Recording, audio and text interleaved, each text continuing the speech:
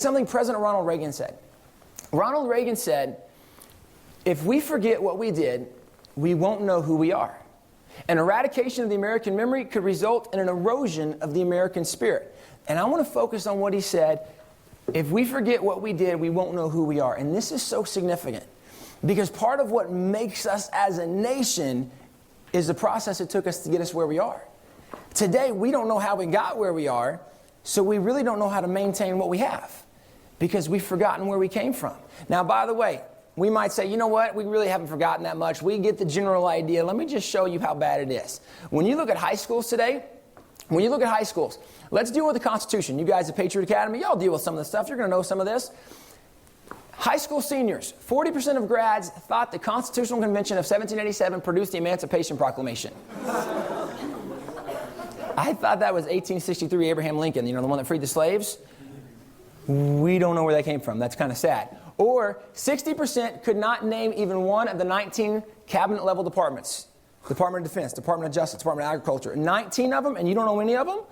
We don't know who we are anymore. You have things only 15%, 1 out of 10 people could name the freedoms protected in the First Amendment. That's a problem. We have no idea who we are, where we came from. 62% could not identify the 3 branches of government.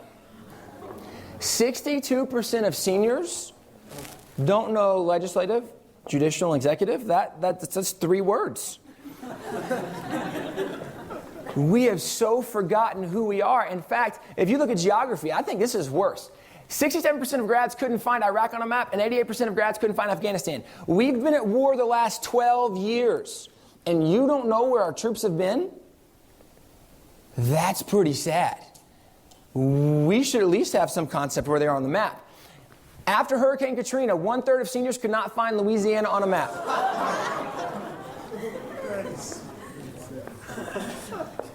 With all the government projects, with all that we sent, we don't even know where Louisiana is. It gets worse. 75% couldn't find Israel on a map of the Middle East. The reason that's a problem, Israel considers us their best ally. They've been, for sure, one of our best allies in our history. There's a lot of issues going on right now in Congress with President Obama saying we want to move them back to the original border. We don't even know where they are. That's kind of a problem. Or, I think this is worse, more than 1/2 could not find either New York, Mississippi, or Ohio on a map. You had 3 choices. You couldn't find any of them. Okay? 39% of seniors in Baltimore could not find the United States on a world map. And how many of you are from Texas? You were the worst. 25% of seniors in Dallas could not identify the country that borders the United States on the south.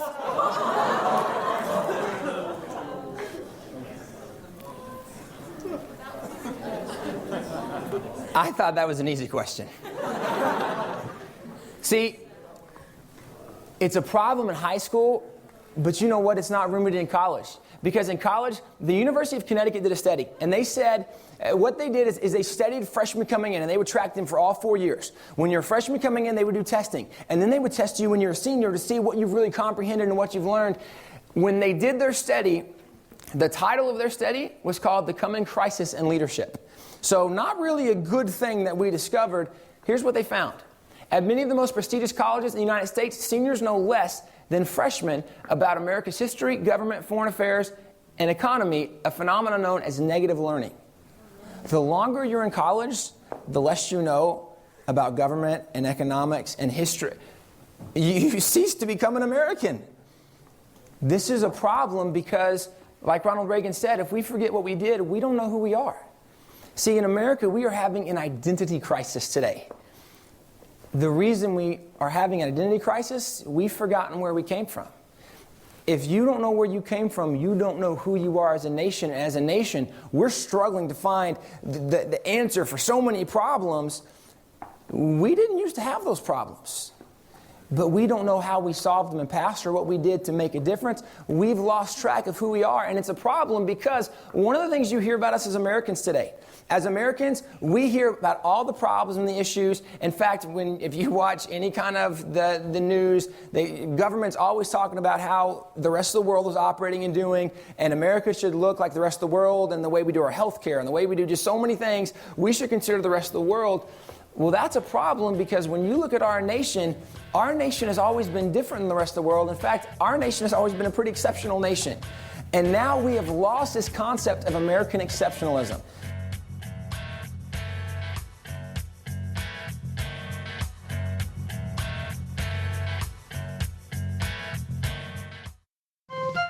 This is David Barton with another moment from America's history. Crime is one of America's most serious problems today. Its effects reach not only the direct victims of its violence, but even those who have not been attacked. The concern for crime has not been limited to this century, however. Our founding fathers were also concerned about it. Yet the effects of crime unquestionably were much less in their generation. So what was their deterrent to crime? Signer of the Constitution, James McHenry, answered that question. He explained, "The Holy Scriptures can alone secure to society order and peace. In vain, without the Bible, we increase penal laws and draw protections around our institutions. Bibles are strong defenses. Where they abound, men cannot pursue wicked courses." Founding Father James McHenry believed that widely teaching the Bible was the best means to deter crime. For more information on God's hand in American history, contact WallBuilders at 1-800-8-REBUILD. Let the torch of freedom burn.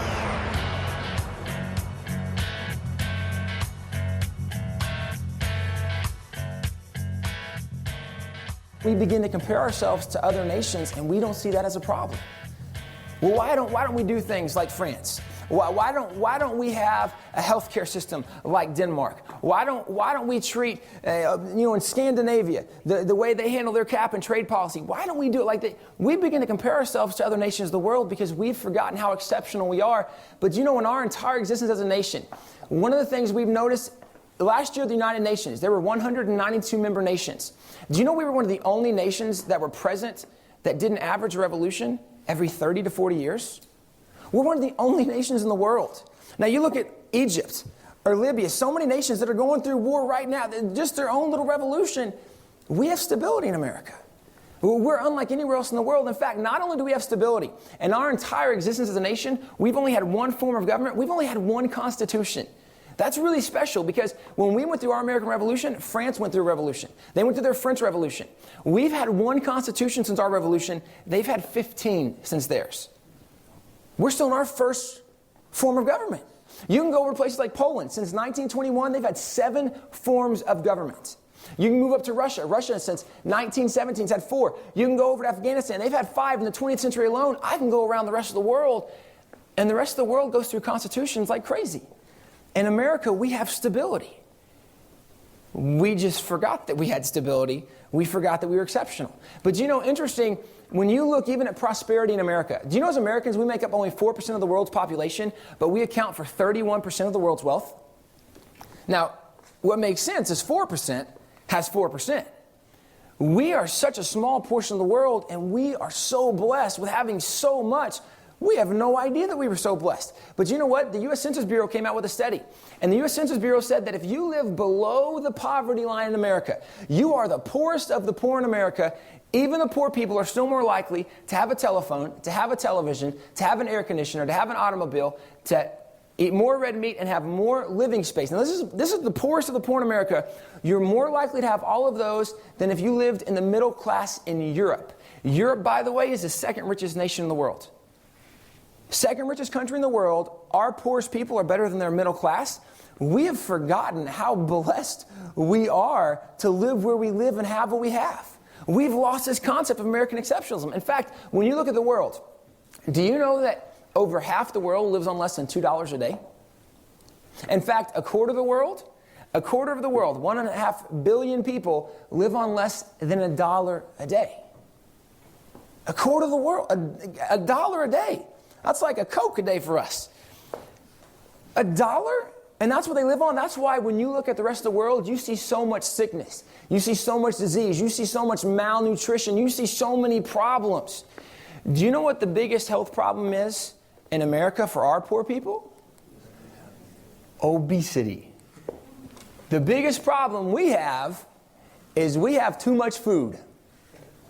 I want you to consider, our problem is we have too much.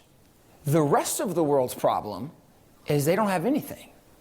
See, this is why when you look at our nation, you look at things, natural disasters happening all around the world all the time. Terrible things, by the way. We don't want natural disasters. We hope people don't have to go through that, but these happen all around the world. What's interesting, when you look at natural disasters, the majority of the relief comes from America.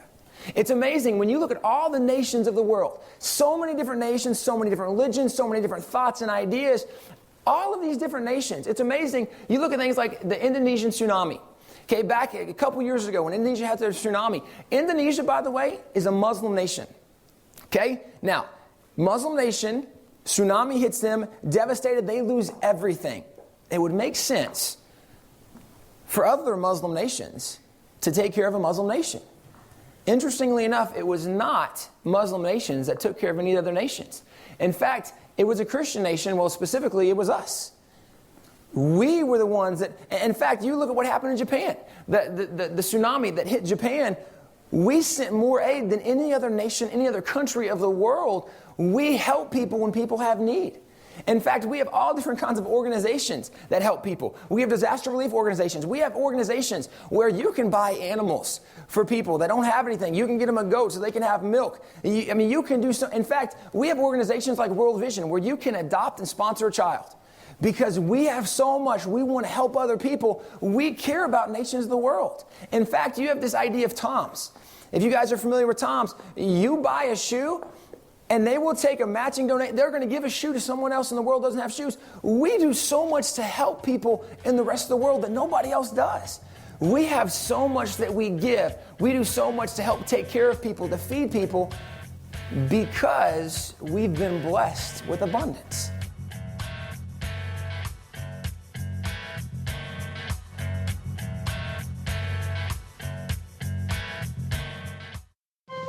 This is David Barton with another moment from America's history. The key to a self-governing nation is self-governing people, and the key to personal self-government is to live by the standards in God's Word.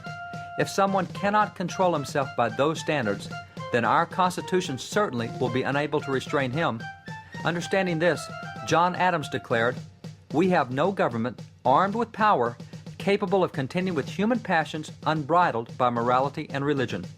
Greed, ambition, revenge, or seduction would break the strongest cords of our Constitution as a whale goes through a net. Our Constitution was made only for a moral and religious people. It is wholly inadequate to the government of any other." John Adams believed that successful government rested not upon our great Constitution, but rather upon moral and religious people. For more information on God's hand in American history, contact WallBuilders at 1-800-8-REBUILD. Let the torch